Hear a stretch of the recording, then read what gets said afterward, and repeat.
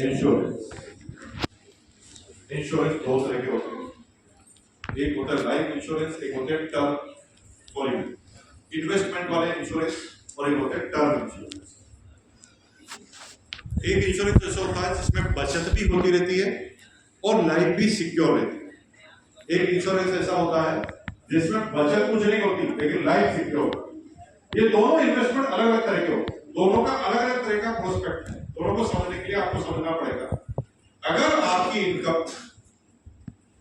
और पार कर गई है जहां पर आपको इमरजेंसी आ ही नहीं सकती, आप इतने बड़े बिजनेसमैन हो गए कि छोटे मोटे ये हार्ट अटैक वगैरह इसकी इमरजेंसी से आपको कोई फर्क नहीं पड़ता, वहां पर आपको पूरा का पूरा इन्वेस्टमेंट टर्म पे जाना चाहिए। अगर आपकी इनकम 5 लाख रुपए पर मंथ से ज्यादा है तो आपको कभी भी बचत वाले इंश्योरेंस नहीं करने चाहिए, क्योंकि बचत में केवल 7% ब्याज मिलता है और बिजनेस में आप उससे ज्यादा कमा सकते हैं, इन्वेस्टमेंट में उससे ज्यादा कमा सकते हैं। तो अगर आपकी लाइफ सिक्योर है तो आपको सिर्फ टर्म इंश्योरेंस लेना है। जैसे मुझे बचत से मतलब नहीं है, मैं सिर्फ लाइफ को सिक्योर करना चाहता हूं, तो मैं कहता हूं ये 2 लाख रुपए पर मंथ के पकड़ 5 करोड़ से इंश्योर कर, 2 लाख रुपए साल के पकड़ और 5 करोड़ से इंश्योर कर, कि मेरे को कुछ हो जाए तो 10 करोड़ 5 करोड़ जो भी मैं इंश्योर हूं वो मुझे मिल जाए। मुझे 2 लाख रुपए मुझे दिए, उसमें से मुझे कुछ नहीं चाहिए, ठीक है, क्योंकि मेरा यहाँ पर उद्देश्य बचत करना नहीं है, क्योंकि मैं बिजनेसमैन हूं, बचत तो मैं कहीं और जगह से कर लूंगा। लेकिन एक आदमी की इनकम 1 लाख 2 लाख से नीचे है तो उसे हमेशा बचत वाले इंश्योरेंस ही करने चाहिए। जो आपके LIC के अभिकर्ता आते हैं जो इंश्योरेंस करते हैं वही इंश्योरेंस करना चाहिए। इससे 2 काम पैरेलल चलते हैं, आपकी आदत बचत की बन जाती है और धीरे धीरे मल्टीपल में आपकी बचत होना चालू करती है, और बचत होने के साथ साथ आपकी लाइफ भी सिक्योर हो जाती है।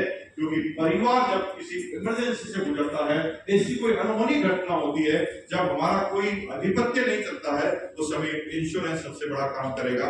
यानी केस के बाद मकान और मकान के बाद गोल्ड, और चौथे नंबर पे आपको इंश्योरेंस पर हमेशा फोकस करना चाहिए। और आपकी टोटल सेविंग का 10% से 20% तक की इंश्योरेंस की किस्त हो सकती है सालाना।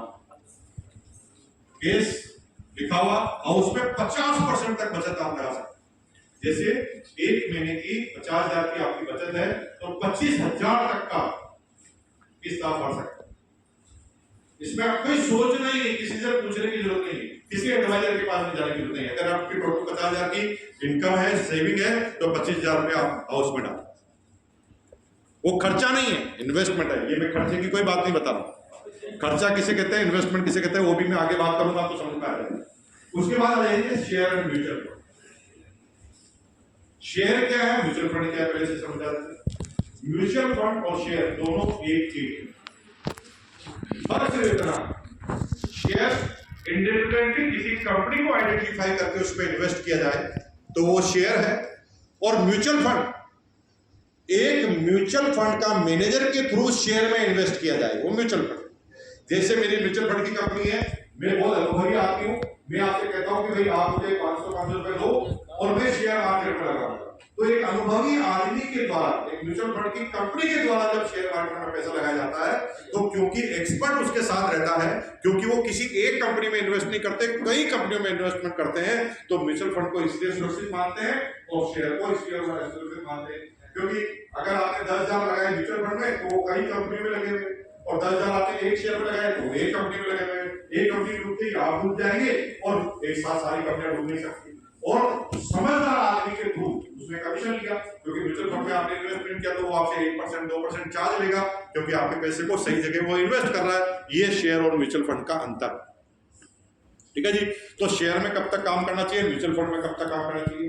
हमेशा म्यूचुअल फंड में ही काम करना चाहिए जब तक कि 25 लाख डूबने से आपके जीवन पर कोई फर्क ना पड़े। क्या बोला मैं?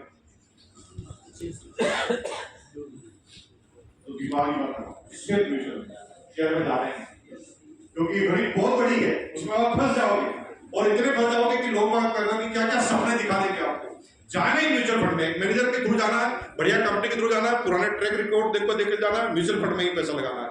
लेकिन जिस दिन 25 लाख रुपए डूबने से आपके जीवन पे कोई फर्क ही नहीं पड़े, उस दिन सिर्फ शेयर में जाना। हम लोग क्यों शेयर में जाना?